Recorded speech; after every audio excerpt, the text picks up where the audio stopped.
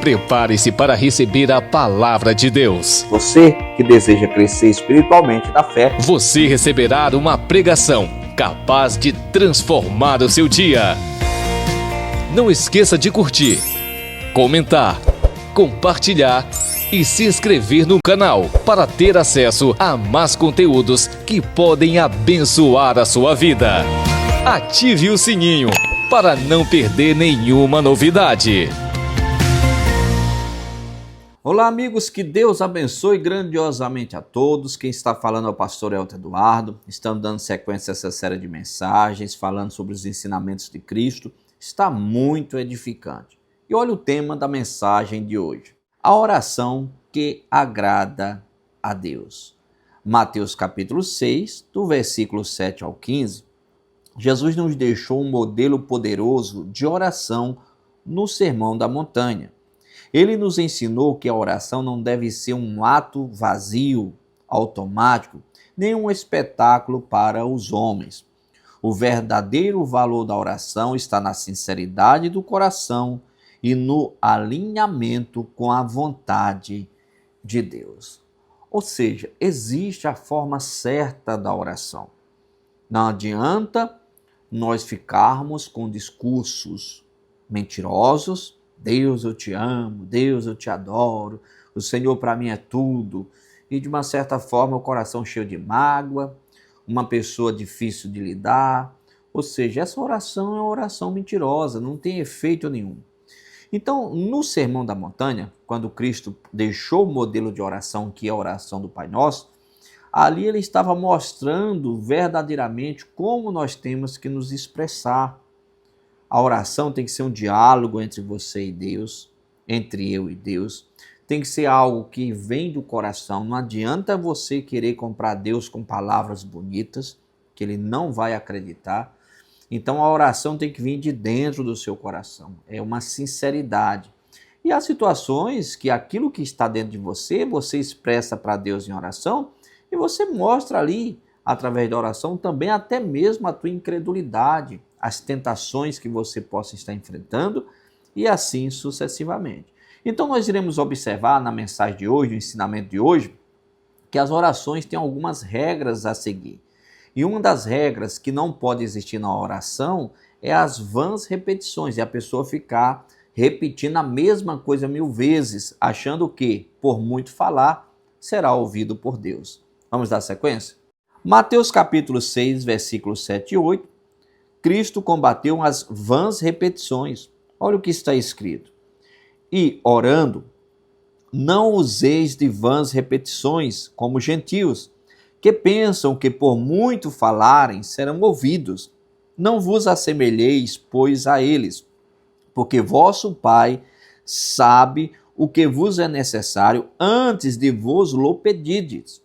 A oração não deve ser um ritual repetitivo, sem entendimento. Deus não se impressiona com a quantidade de palavras, mas com a fé e sinceridade com que oramos. Isaías capítulo 29, versículo 13 diz: Este povo se aproxima de mim com a sua boca e me honra com os seus lábios, mas o seu coração está longe de mim. Deus quer o nosso coração na oração, não apenas palavras decoradas. Orar é se conectar com o Pai com fé e reverência. Hebreus capítulo 11, versículo 6 está escrito: sem fé é impossível agradar a Deus, porque é necessário que aquele que se aproxima de Deus creia que ele existe. Olha que interessante. Aqui, como ainda há pouco eu li, Isaías deixou bem claro, pessoas que se aproximam de Deus com palavras, mas o coração está distante. Então nós temos que nos aproximar diante de Deus com sinceridade. E temos que buscar a fé, para que a nossa oração venha estar pautada na palavra de Deus, acreditando naquilo que nós apresentamos a Deus em oração. E nós sabemos que a única forma de nós conseguirmos a fé é através da palavra de Deus. Ouvir a palavra de Deus. A fé, ela vem pelo ouvir e ouvir a palavra de Deus. Por isso que é importante tirar tempo para orar, tirar tempo para ler a Bíblia, tirar tempo para ir na igreja, escutar pregações, para que através do conhecimento que você vai adquirir e para que através da fé que você adquiriu por este conhecimento adquirido, quando você fizer a sua oração, você vai orar a Deus acreditando que Ele é um Deus abençoador. Agora, já imaginou? Você não tem conhecimento, você vai orar. Às vezes você começa a orar por algo que até a Bíblia, a palavra de Deus, condena. Ou seja, você está perdendo tempo. E sem falar que aquelas pessoas que às vezes vão orar e ficam falando 1000 vezes a mesma coisa, acha que por muito falar, repetir a mesma coisa, serão ouvidas por Deus. Isso daí é errado, são vãs repetições que precisam ser tiradas das vidas das pessoas. Então, abra o seu coração diante de Deus, expressa com as suas palavras aquilo que você está sentindo, aquilo que te incomoda, aquilo que você precisa.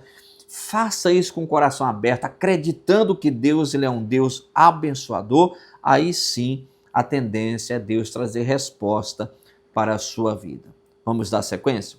Mateus capítulo 6, versículo 9, está falando sobre a oração do Pai Nosso. Lá menciona, Pai Nosso que estais nos céus.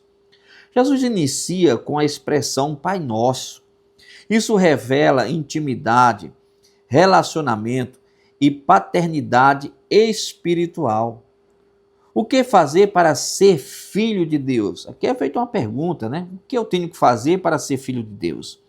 João capítulo 1, versículo 12 está escrito, mas a todos quanto receberam, deu-lhes o poder de serem feitos filhos de Deus, aos que creem no seu nome. Para a pessoa ter Deus como Pai, a pessoa precisa aceitá-lo como Salvador. Então, aceitar Jesus Cristo como Salvador faz com que você se torne filho de Deus. E aceitar Cristo como Salvador não tem nada a ver com placa de igreja, religião. Não, aí mesmo onde você está, você pode entregar a sua vida para Jesus, acreditando que Ele é o Filho de Deus, acreditando que Ele morreu na cruz do Calvário e ressuscitou ao terceiro dia para te salvar. Você acreditando nesse sacrifício de Cristo, acreditando que salvação somente através dele, você confessa Ele na sua vida, você aceita Ele na sua vida, você entrega a sua vida para Ele. Você fala, Jesus, eu estou entregando a minha vida para o Senhor. E quando você faz essa entrega de vida para Cristo e começa a buscar mais a Cristo, os ensinamentos da palavra de Deus começam a vir até você. E você começa a aprender o que é certo, o que é errado, o que pode, o que não pode. Aquilo que Deus for sinalizando para você, você precisa ir tirando da sua vida. O problema de muita gente é que ela aceita Cristo como Salvador e quando Cristo começa a trazer o ensinamento, aquilo que ela precisa renunciar, aí ela interpreta que é a religião. Não é a igreja, isso é coisa de crente, isso é coisa de igreja. Ela aborta aquilo que Cristo quer fazer na vida dela. Então você providencia uma Bíblia Sagrada. Quando chegar um ensinamento da palavra de Deus até você, confronto com a Bíblia Sagrada, analisa se realmente a Bíblia fala isso. A Bíblia falando isso, que está sendo orientado, ali é a palavra de Deus falando o que você tem que fazer. Não é a religião, é a palavra de Deus. E se você quer ganhar a salvação, se você quer ser verdadeiramente um filho, uma filha de Deus, você precisa seguir aquilo que está escrito. Quantas pessoas deixam de seguir a Cristo por causa de amizades, por causa de famílias e assim sucessivamente? Não, você tem que colocar Cristo na sua vida em primeiro lugar. Se você se entregar a Cristo e pessoas ficarem chateadas contigo, que fiquem. Não perca a oportunidade de seguir a Cristo. Jesus Cristo é o caminho, a verdade e a vida.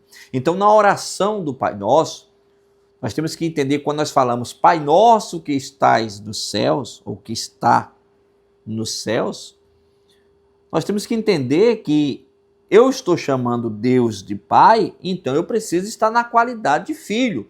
E para eu ser filho, existe uma série de regras que eu preciso colocar em prática. Está entendendo? Vamos dar sequência? Já em Mateus capítulo 6, versículo 10 está escrito, venha o teu reino, seja feita a tua vontade. Esse trecho mostra submissão à vontade de Deus. Muitas vezes oramos querendo impor nossa vontade, mas o modelo bíblico é entregar o controle a Deus. Lucas capítulo 22, versículo 42, Jesus orou: Pai, se queres, passa de mim este cálice. Todavia, não se faça a minha vontade, mas a tua. Então, aqui na oração do Pai Nosso, quando nós falamos seja feita a tua vontade, nós temos que entender que é a vontade de Deus que tem que ser feita e não a nossa. Só que às vezes, até falamos em oração para Deus que seja feita a tua vontade.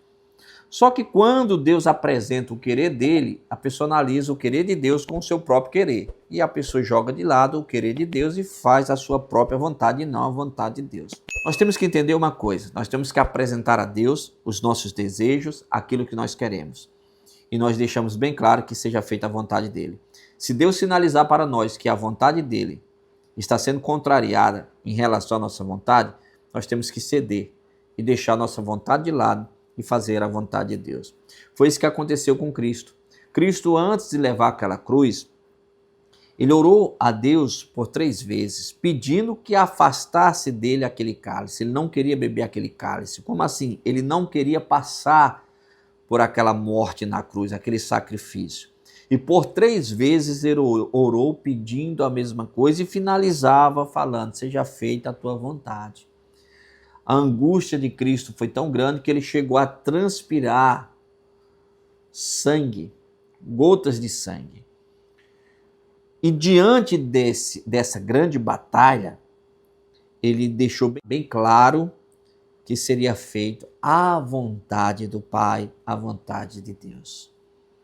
Cristo, no Sermão do Monte, quando ele começou a orientar os seus discípulos, seus seguidores, a respeito do modelo da oração, que é a oração do Pai Nosso, e começou a destrinchar cada ponto. Ele estava ali transmitindo ensinamentos riquíssimos que nós não podemos jogar fora, ok? Seja feita a vontade de Deus e não a nossa vontade. Vamos dar sequência? Mateus capítulo 6, versículo 11 está escrito: o pão nosso de cada dia nos dá hoje. Foi outro ponto que Cristo estava ensinando aos seus seguidores. Essa petição fala da dependência diária de Deus, tanto para o sustento físico quanto espiritual. João capítulo 6, versículo 35 está escrito: eu sou o pão da vida. Aquele que vem a mim não terá fome.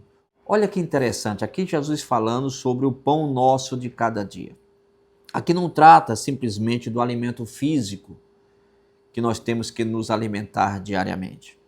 Fala também do alimento espiritual. Nós vivemos um período de batalhas, lutas, apostasia, que é renúncia de fé, escândalos, pessoas se afastando de Deus. Se você não quiser ficar para trás, é de extrema importância que você aprenda a se alimentar com o pão nosso de cada dia. E quando eu falo pão nosso de cada dia, eu estou me referindo agora ao pão espiritual, a palavra de Deus. Todo santo dia, tire um pouco do seu tempo para ter algum contato com os ensinamentos de Deus, para ter um contato com o louvor, para ter um contato com a meditação bíblica, com a pregação, com alguma coisa espiritual. Se você não tirar um pouco do seu tempo para se alimentar diariamente do pão espiritual, corre um sério risco de você ficar para trás na jornada cristã. Porque começar a seguir Cristo é muito fácil. Permanecer seguindo a Cristo somente para os valentes. Então, aprenda a diariamente tirar um pouco do seu tempo para comer do pão nosso de cada dia espiritual. Vamos dar sequência no ensinamento de Cristo? Mateus capítulo 6, versículo 12. Perdoa as nossas dívidas. Jesus ensina que o perdão que recebemos está diretamente ligado ao perdão que concedemos. Não há cristianismo sem perdão. Efésios capítulo 4, versículo 32, está escrito: antes, sede uns para com os outros benignos, misericordiosos, perdoando-vos uns aos outros, como também Deus vos perdoou em Cristo. Marcos capítulo 1, versículo 25 e 26 fala: se tiverdes alguma coisa contra alguém, perdoai, para que o vosso Pai vos perdoe. Mas, se vós não perdoardes, também vosso Pai não vos perdoará. Aqui Cristo fala a respeito do perdão. Ele ensinou a respeito do perdão e deixou bem claro: se nós não perdoarmos quem transgredir contra nós, Deus também não nos perdoará. Está entendendo a seriedade do perdão? Pastor, uma pessoa fez algo contra mim, eu não consigo perdoar essa pessoa. Você precisa buscar em Deus fé para conseguir renunciar essa mágoa, liberar perdão, porque é a tua salvação que está sendo comprometida. E como eu sempre menciono, quando Deus fala a respeito do perdão, ele não está pensando na parte que ofendeu, ele está pensando na parte ofendida. Ou seja, se você foi ofendido e Deus manda você perdoar, é porque ele quer que você durma bem, que você tenha paz, você não fique aprisionado, aprisionada em uma escravidão de mágoa, porque a mágoa é uma escravidão. E o que a pessoa fez de errado contra você, essa pessoa prestará contas diante de Deus, ok? Então, a respeito do perdão, Cristo deixou bem claro a seriedade e sinalizou que Deus não perdoa a pessoa que não consegue perdoar ao próximo. Vamos dar sequência? Mateus capítulo 6, versículo 13 está escrito: não vos induzas à tentação. Orar pedindo livramento é fundamental, mas também devemos evitar ambientes e práticas que nos aproximam do mal. Tiago capítulo 1, versículo 13 e 14 está escrito: ninguém, ao ser tentado, diga, sou tentado por Deus. Cada um é tentado quando atraído e enganado pela sua própria cobiça. No Salmo 119, versículo 11, está escrito: escondi a tua palavra no meu coração para não pecar contra ti. Quando pedimos o livramento, mostramos nossa dependência constante do Senhor, pois sem o cuidado de Deus, estamos vulneráveis. Podemos observar que ao mesmo tempo que nós pedimos que Deus nos livre da tentação, e temos que fazer isso, nós temos que ter uma estratégia de vigilância. Se você é tentado a determinada prática errada, você precisa fugir da prática errada. Um exemplo: eu quero parar de beber e eu sou tentado a beber. Por que é que eu quero estar em bar? Não, eu vou lá no bar, mas eu não vou beber. Então, se você quer parar de beber, você está lutando para parar de beber, pedindo para Deus te livrar do mal da bebida, o vício da bebida. Ao mesmo tempo que você pede o livramento, você entra dentro de um bar. Se você ainda não venceu essa tentação, você está se expondo à tentação, correto? Então você tem que evitar. Se você está lutando para parar de beber, todo local que tem bebida você tem que evitar. Eu estou lutando para parar de beber e eu sinto um desejo muito forte em beber. Tem um aniversário dos meus familiares, lá terá muita bebida. O correto é você não ir. Você está lutando para parar de beber, você ainda se sente atraído pela bebida, vai ter uma virada do ano, nessa virada do ano tem muita bebida, você deve não ir. Agora, depois que você vence a tentação, aí não tem problema nenhum, você está num local, foi convidado para o aniversário, lá digamos que tem bebida, você vai lá cordialmente, entendeu? Como servo de Deus, trata-se de um aniversário de alguém da sua família, você não bebe, tranquilo. Mas se você é tentado a beber, você deve evitar. Então, ao mesmo tempo que nós pedimos livramento da tentação, nós temos que fugir daquilo que nos leva à tendência de cair. A tendência de transgredir. Nós temos que evitar, nós temos que fugir desse local. Se tem um exemplo de bebida, mas engloba todos os setores das nossas vidas, tá bom? Vamos dar sequência? Mateus capítulo 6, versículo 14 e 15. Se perdoardes, vosso Pai também perdoará. Jesus reforça a importância do perdão com sinceridade. Se queremos misericórdia, devemos ser misericordiosos. Mateus capítulo de número 5, versículo número 7 fala: bem-aventurados os misericordiosos, porque eles alcançarão misericórdia. Colossenses capítulo 3, versículo 13, está escrito: suportando-vos uns aos outros e perdoando-vos uns aos outros, assim como Cristo vos perdoou. Mais uma vez, na mesma orientação do Sermão da Montanha, Cristo toca novamente na tecla sobre o perdão. E mais uma vez, nós temos que entender, perdoar é um mandamento de Deus, é uma regra de Deus, é necessário. Por isso que a Bíblia nos ensina, suportando-vos uns aos outros e perdoando-vos uns aos outros. Vamos dar sequência? Conclusão. A oração não é apenas palavras lançadas ao vento, mas um diálogo com o Criador. E essa oração só tem valor se for feito com um coração sincero, quebrantado e obediente. No Salmo 51, versículo 17, está escrito: coração quebrantado e contrito, ó Deus, não desprezarás. Ore com fé, perdoe com sinceridade, dependa de Deus diariamente e viva para a glória do seu nome. É assim que o Pai que vem em secreto nos recompensará publicamente. Oh, glória a Deus. Está vendo a importância de seguir a Cristo da forma certa? Olha que cada orientação linda Cristo passou para os seguidores dele no passado, naquele sermão, né?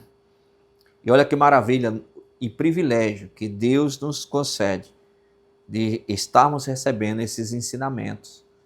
Aquilo que Cristo passou no passado, ao longo da história foi documentado e chega até nós em nossos dias. Vamos buscar sempre a Cristo da forma certa. Cada orientação que é passada, por mais que vá contra aquilo que a princípio você possa até mesmo desejar, mas vale a pena você negar o seu eu e fazer aquilo que Deus orienta, tá bom?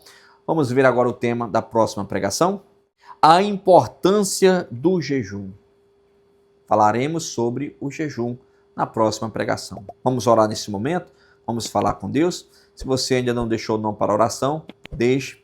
Não esqueça de compartilhar a pregação e não esqueça de curtir também essa pregação, tá bom? Vamos falar com Deus. Pai, em nome do teu Filho Jesus Cristo, eu entro na tua presença em oração. Te apresento, meu Deus, essas pessoas que estão participando, meu Pai, dessa série de mensagens.